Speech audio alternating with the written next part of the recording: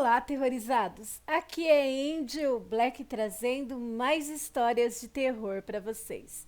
Se você não conhece o meu trabalho, considere assistir o vídeo. E se gostar, se inscreve aí, deixa o like, compartilhe o vídeo com mais pessoas e ativem as notificações do canal para não ficar de fora sempre que eu postar algo novo aqui na plataforma.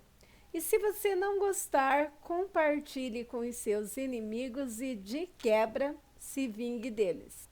E bora de histórias sobrenaturais. Uma noite alucinante nas matas de Barcarena. As caçadas de seu Messias de Barcarena, parte 1. Sou de Barcarena. Tenho um tio que sempre caça nas matas daqui, um costume comum na região. Em um de seus diversos causos que conta da mata, e um deles é o mais impressionante que quase o fez morrer. Numa de suas idas para caçar, o meu tio conta que rumou para uma ilha do outro lado de Barcarena, onde ele nunca tinha ido caçar antes. Era nas matas de Boa Vista. Ele, com 3 amigos, foram de canoa até essa ilha. Já era noite quando chegaram e lá amarraram os cascos na beira de um braço de igarapé e entraram na mata. Logo na entrada, se depararam com um imenso tronco de uma árvore que parecia bem velha, e na parte de baixo um grande buraco bem limpinho e varrido. Deduziu que poderia ter gente por ali caçando. Passaram pelo tronco e logo escolheram o lugar da varredura em 2 locais. A varredura é limpar o local onde estão e ao redor para caçar e andar por caminhos. Meu tio foi fazer a varredura, um tipo de reconhecimento do local, né? Num local. E os outros 2 parceiros ficaram fazendo a varredura em outro local, a 50 metros. E foi na hora que acabaram de fazer a varredura que as coisas estranhas começaram. Meu tio sentou para descansar e ajeitar a espingarda, a lanterna e a isca para esperar a caça. Nesse dia estava um luar bonito, iluminando bem a mata. E então era só esperar a caça vir. Não demorou nem 5 minutos sentado. Ele mal tinha começado a comer um lanche quando de repente algo redondo, semelhante ao ouriço da castanha, caiu bem do lado dele, só que muito mais pesado. Mesmo com o luar clareando bem a mata, ele pegou a lanterna para focar e ver o que realmente era aquilo. Ele fala que quando focou bem onde aquela bola caiu, não tinha nada ali. Ele diz que na mesma hora sentiu que aquilo não era coisa de outras pessoas caçando, querendo botar medo nele. Era algo próprio da mata. Pela experiência dele de vida, de caça e por ter já visto várias coisas também na mata, ele sabia que aquilo era algum ser da mata. Na mesma hora, ele conta que perdeu a fome e também falou consigo: não estou mexendo com ninguém aqui, só vim caçar. Não estou mexendo com a mata. Meu tio sempre faz isso quando vai caçar, principalmente se for um lugar que ele nunca fora antes ou em beira de igarapé. Ele diz que isso é respeito pelas coisas da mata. Ficou ali sentado, não passou nem 10 minutos e algo assoprou forte no ouvido dele. Um assopro muito frio que ele conta que arrepiou até a alma e deixou ele meio grogue. em transe sem reação. Mas logo ele voltou a si, se levantou e foi andando para onde estavam os dois parceiros. Os dois ficaram alegres, achando que ele já tinha acertado alguma caça. Meu tio conta que não chegou desesperado, falando, pois poderia piorar a situação, botando medo nos dois. Ele falou para eles que tinha acontecido, aliás, falou para eles o que tinha acontecido e que eles tinham que ir embora o mais rápido possível. Então eles pegaram as suas coisas e voltaram pelo mesmo caminho que entraram na mata. E foi nessa hora que o meu tio relata que o pior começa a acontecer. Escutaram barulhos para dentro da mata, como se fossem vários caminhões derramando pedras. Tipo quando as caçambas estão derramando as pedras. E quanto mais eles andavam para ir embora, mais aquele barulho aumentava. O pior foi quando escutaram o barulho vindo na direção deles e chegando perto. Aquilo estava fazendo árvores cair. Meu tio conta que nesta hora ele achou que fosse morrer ali mesmo, pois nunca antes viu nada igual. Ele diz que quando aquilo chegou bem perto deles, o amigo que estava com a lanterna levantou para focar, para ver o que era. Mas o meu tio imediatamente falou para não fazer isso. Ele conta que se a pessoa focar nessas coisas da mata com a lanterna queima. Ele diz que, por experiência própria, se a pessoa tiver 10 lanternas e focar, as 10 vão queimar na mesma hora. Foi então que aquilo parou bem perto deles e ficou em silêncio. Eles aceleraram o passo e aquilo voltou. E voltou pior, com mais força ainda, derrubando tudo que era árvore, destroçando o mato com um barulho ensurdecedor. Aquilo, seja lá o que fosse, ficou só a uns 2 metros deles. Foi quando sentiram o bafo, respiração pesada, ofegante, bufando. O parceiro já ia focar a lanterna de novo. E o meu tio, mais uma vez, não deixou, dizendo que poderiam levar uma surra e ficar perdidos na mata para sempre. Foi então que aquela respiração forte foi acalmando, acalmando, acalmando, até que sumiu. E eles continuaram a andar até o barco na beira do igarapé. Meu tio notou algo errado. Já estavam cansados de tanto andar e ele se tocou que eles estavam andando em círculos por quase 1 hora. Andavam, andavam e andavam e ficavam presos no mesmo lugar, sempre no mesmo lugar. Foi então que eles repararam que sempre paravam exatamente na frente do imenso tronco velho. Meu tio se tocou que aquele ser da mata estava mundiando eles para se perderem e não conseguirem nunca mais sair dali. Então meu tio conta que na mesma hora ele resolveu falar baixinho consigo mesmo.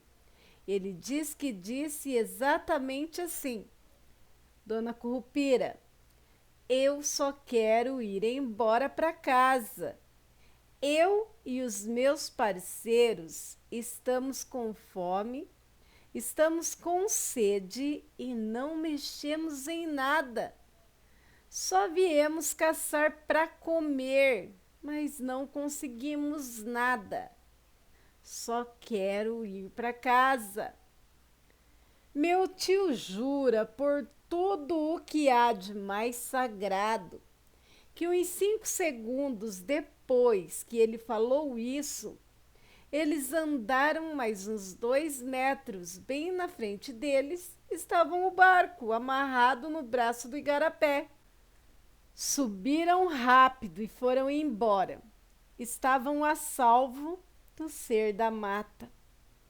No outro dia, o meu tio contou para um amigo dele, veterano da região, e este amigo disse que os 3 se livraram de levar uma surra e se perder para sempre na mata, e quem sabe até morrer, porque aquele ser já tinha botado muita gente para correr dali e ninguém caça mais naquela ilha.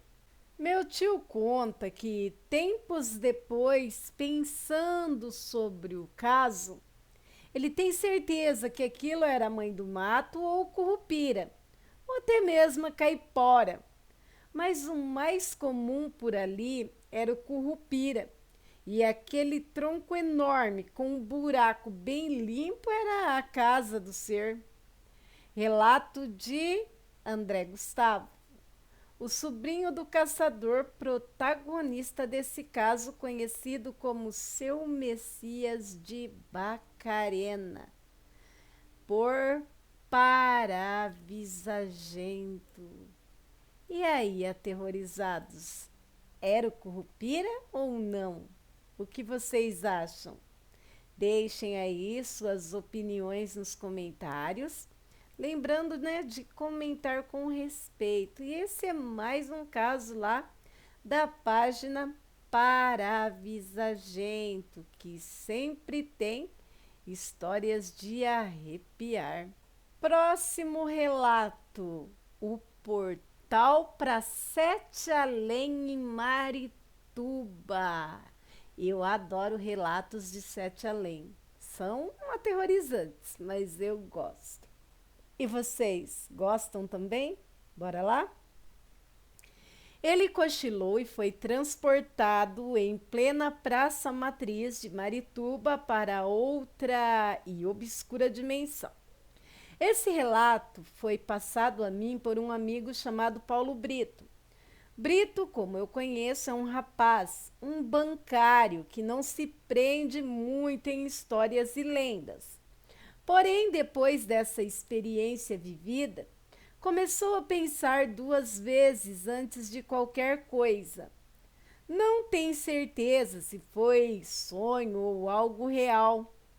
Farrista, nos finais de semana, Brito, numa costumeira sexta-feira de farras, resolveu pegar uma carona de um amigo que não havia bebido, que fique claro, fazendo o trajeto BR-316 até a entrada de Marituba, onde pegaria um moto-Uber até a sua casa. Já bastante sonolento, o meu amigo sentou num banco de praça e, como um passe de mágica, ele notou que estava num outro local completamente diferente. Era um tipo de cidade completamente deteriorada, escura, com casas antigas, numa espécie de arquitetura que ele nunca tinha visto. Brito olhou o relógio e constatou que ele havia parado exatamente às 3h15 da madrugada. Andando por ruas horripilantes, Brito começou a sentir medo, até que encontrou uma figura estranha, vestida com um sobretudo preto, exalando a mau cheiro, e com um chapéu de abas longas. A figura tinha o rosto desfigurado, os olhos pouco se enxergava. Brito se apavorou e perguntou: Onde estou? A figura medonha respondeu: Em Sete Além. E você só pode retornar a seu mundo depois que me seguir. O cara esfriou e perguntou, esfriou a cabeça, né, que estava nervoso e perguntou: Te seguir? Como assim? Eu quero é voltar para Marituba. No que o homem de preto respondeu: Possivelmente, mas só depois de me acompanhar. Brito seguiu o sujeito que o levou num local sinistro, onde alguns habitantes de Sete Além estavam dançando em volta de labaredas de fogo. O misterioso sujeito se virou para o meu amigo e disse: Participe da dança da morte, se quiser voltar a seu mundo. Eita! Neste exato momento, Brito acordou e já estava no seu quarto, assustado e sentindo náuseas, e aliviado por imaginar que tivesse sonhado, mas não foi sonho. Como explicar como do banco da praça foi parar dentro do seu quarto? Meu amigo entrou mesmo no portal que leva a Sete Além. O portal pode se abrir em qualquer local, desde elevador, um banheiro público, num simples ponto de ônibus, ou mesmo numa praça, e lá tu serás transportado para esse mundo paralelo que existe para atormentar os habitantes da Terra. O portal pode se abrir agora mesmo, no exato momento em que tu está lendo esse texto? É, perguntas sem respostas, né? Relato de Adevaldo Fonseca. E para mais histórias como essa, siga o Paravisagento, uma página que traz muito sobre isso, gente. Vale a pena dar uma olhada. E aí, vocês acreditam que possam fazer essa passagem para esse universo paralelo, chamado de Sete Além? Olha, eu não duvido de nada, aterrorizados, visto que não é a primeira e nem a última história sobre Sete Além, né? No caso, ele estava dormindo, né? Mas eu já vi muitos relatos em canais que também narram casos sobrenaturais de pessoas que vão dormindo, que vão acordados, enfim, vários meios de ir para Sete Além. Vocês gostariam de ir para Sete Além? Deixem aí nos comentários. Eu vou falar que eu não sei, né? Se eu já não fui, não digo nada, que eu já fui para cada lugar quando estou dormindo, que só por Deus. Já tive muitos sonhos lúcidos em que eu estava em lugares completamente estranhos e que eu fazia força para acordar. Alguém aí já passou por isso? Já deve saber que é uma luta para conseguir acordar. Deixem aí suas opiniões nos comentários. E se você tem um relato assim parecido, se você já foi para Sete Além ou acha que foi para Sete Além ou para qualquer outra dimensão, tem pessoas que vão para um umbral, né, no corpo astral, é cada doideira que acontece no mundo sobrenatural que quem sou eu para querer catalogar, né? Então, se você já passou por essas experiências ou tem um conto baseado em histórias sobrenaturais e queira compartilhar, envie para o e-mail do canal que está na descrição do vídeo. Eu ficarei honrada em narrar aqui. Peço a todos que não saiam do vídeo sem deixar aquele likezão para ajudar a Angel, sem compartilhar esse vídeo com mais pessoas, ativar as notificações do canal caso você queira ser avisado sempre que eu postar algo novo na plataforma. Se você não é inscrito e está aqui até agora, é uma prova nítida que você tem que se inscrever no canal e vir para minha alcateia. Você também vem? E o mais importante de tudo, voltem. Voltem sempre, eu estarei aqui esperando por vocês com mais histórias de arrepiar. Bem, meus amigos, por hoje é só. Obrigado pela presença, pela permanência e pela paciência. Fiquem com Deus e até a próxima.